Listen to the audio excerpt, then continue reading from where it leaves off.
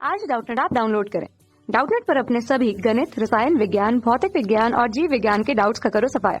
बस प्रश्न की फोटो खींचो, एक ही प्रश्न को क्रॉप करो और तुरंत वीडियो सोल्यूशन पाओ। अभी डाउनलोड करें। नमस्कार दोस्तों, स्वागत करता हूं आप सभी का। आपका प्रश्न कक्षक चित्र जिनमें आफबाहु का नियम भंग होता है। ठीक है ना। तो यहाँ पर देख सकते हैं ये जो चार कक्षक जो है हमें क्रम दिया हुआ है जिनमें इलेक्ट्रॉन भरे हुए हैं। ठीक है, तो इनमें से कौन सा ऐसा जो है वह क्रम है जिसमें जो है वह आफबाहु का नियम जो है वह लागू नहीं हो रहा, अर्थात वह नियम को आफबाहु नियम के उल्लंघन कर रहा है, उसके फलस्वरूप यहाँ पर इलेक्ट्रॉन भरे हैं। ठीक है, तो आइए हम अपने प्रश्न के उत्तर को समझते हैं। ठीक है, और इसको जो है सही विकल्प का चुनाव करते हैं। ठीक है, तो सबसे पहले तो हम ये समझते हैं कि आफबाहु का नियम है क्या और ये कहता क्या है। ठीक है, तो आफबाहु का नियम, ठीक है ना। तो ये जो हमारा आफबाहु का नियम है कुछ इस प्रकार से परिभाषित होता है कि कक्षकों में इलेक्ट्रॉन उपकोषों की ऊर्जा के बढ़ते क्रम में प्रवेश करते हैं। ठीक है ना, तो आइए इसको हम लिख लेते हैं पहले, फिर इसको समझते हैं। ठीक है, कक्षकों में इलेक्ट्रॉन उपकोषों की ऊर्जा के बढ़ते क्रम में, उपकोषों की ऊर्जा के बढ़ते क्रम में, ऊर्जा के बढ़ते क्रम में प्रवेश करते हैं। ठीक है, प्रवेश करते हैं।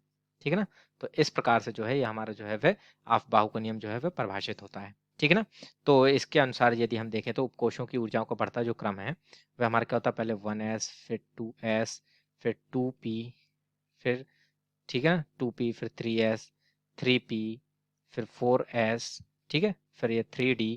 तो इस प्रकार से ये जो है आगे बढ़ता जाता है, ये हमारा जो है वह इसका क्रम होता है।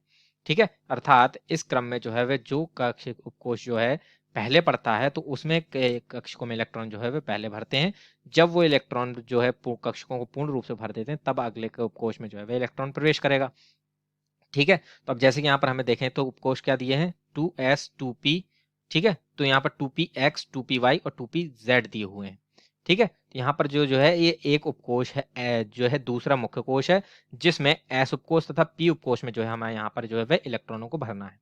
ठीक है, ये देख सकते हैं यहाँ पर हमारा 2s फिर 2p है। ठीक है, तो ये s उपकोष जो होता है इसमें हमारा एक कक्षक होता है।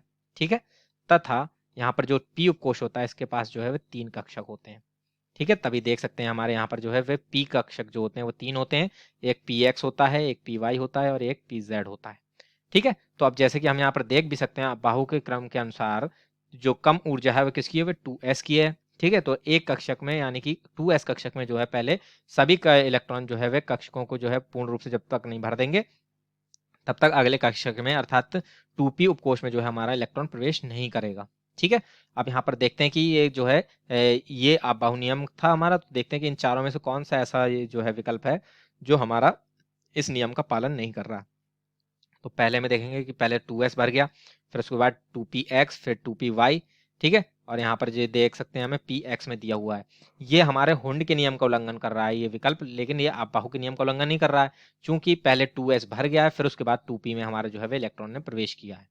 ठीक है, तो अर्थात पहला विकल्प हमारे प्रश्न का उत्तर नहीं होगा। दूसरे में देखें तो यहाँ पर देखेंगे कि 2s में जो है वह केवल एक ही इलेक्ट्रॉन भरा है, लेकिन यहाँ पर 2p में आगे जो है वह इलेक्ट्रॉन ने प्रवेश कर लिया। तो इस कारण से ये जो विकल्प है इसने जो है वह आफबाहु नियम का उल्लंघन किया। ठीक है, क्योंकि एक कक्षक में अधिकतम हमारे 2 इलेक्ट्रॉन रख सकते हैं जो कि विपरीत चक्रण के होंगे। तो यहाँ पर 2 इलेक्ट्रॉन भरे बिना ही जो है वह इलेक्ट्रॉन जो है वह अगले उपकोष में प्रवेश कर गया। तो इसने जो है वह आफबाहु नियम का उल्लंघन कर दिया था। जो विकल्प नंबर 2 होगा वह हमारे प्रश्न का सही उत्तर होगा। ठीक है, अब यहाँ पर तीसरे तथा चौथे में देखें तो यहाँ पर 2s में जो है पहले 2 इलेक्ट्रॉन भरे हैं फिर उसके आगे जो है हमारे इलेक्ट्रॉनों का प्रवेश होना प्रारंभ हुआ है, अर्थात तीसरा और चौथा विकल्प भी हमारे प्रश्न का सही उत्तर नहीं होंगे। ठीक, तो इससे स्पष्ट हो जाता है कि जो विकल्प नंबर 2 है केवल वही और वही हमारे प्रश्न का सही उत्तर होगा जो कि आफबाहु नियम का उल्लंघन करता है। ठीक है, तो इसी के साथ जो है हमारे प्रश्न का उत्तर पूर्ण होता है। आशा करता हूँ आप सभी को उत्तर समझ में आया होगा। धन्यवाद। कक्षा 6 से 12वीं से लेकर नीट, IIT, JEE वो एडवांस के लेवल तक 1 करोड़ से ज्यादा छात्रों का भरोसा। आज ही डाउनलोड करें डाउटनेट ऐप या व्हाट्सएप करें अपने सारे डाउट्स 8400 400 400 पर।